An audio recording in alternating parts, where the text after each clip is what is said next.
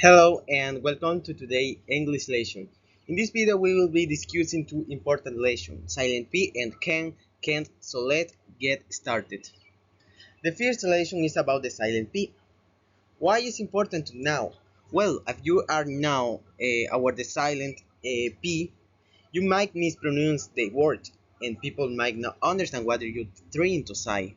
For example, if you pronounce psychology as psychology, people might think you're talking about something completely different. Okay?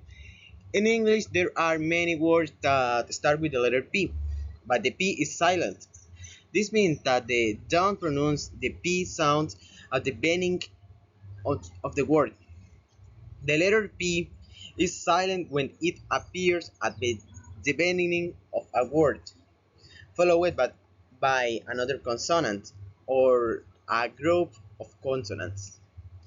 There are several reasons why the letter P is silent in some words. One reason is that the word was borrowed from another language, such as French or Greek, where the P sound was pronounced. Over time, the pronunciation of the word changed in English, but the spelling remained as the same. Another reason why the P is silent is that it helps to distinguish between words that sound similar. For example, the words pet and spat sounds different because the silent P is in spat. If we pronounce the P in spat, it will sound like pat with an S sound in front of it. It's important to note that not all the words that start with P have silent. No. Some examples of words where the P is pronouncing include pen, pan, and poke. Okay, it, it's pronounced. Okay, knowing about silent letters in English can help to you pronounce words correctly, and it can also help to you understand the meaning of unfamiliar words. If you're not sure whether of a word as a silent P, you can check a dictionary or ask a native English speaker. Okay, now the lesson two.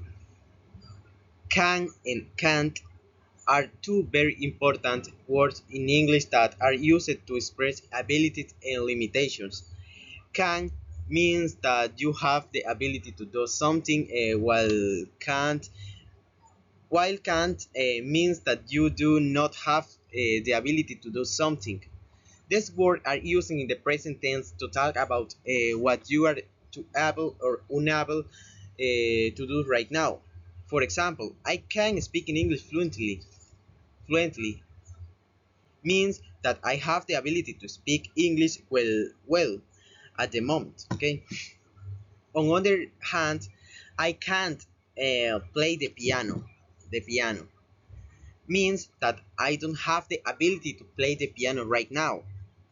It's important to note can and can't are not used to talk about future abilities or potentials. For example, I can swim does not means that you will necessarily swim in the future, only that you have the ability to swim. Additionally, to talk about past abilities or potential, we use count or count. For example, when I was younger, I could run faster. Means that in the past I have the ability to run faster. The word can also be used to make requests and give it permission. For example, can you help me with this? It's a request, and you can go now. It's giving permissions. Okay. In English, we use can and can't very frequently in conversation.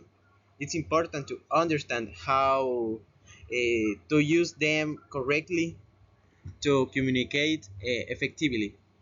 Thank you for much.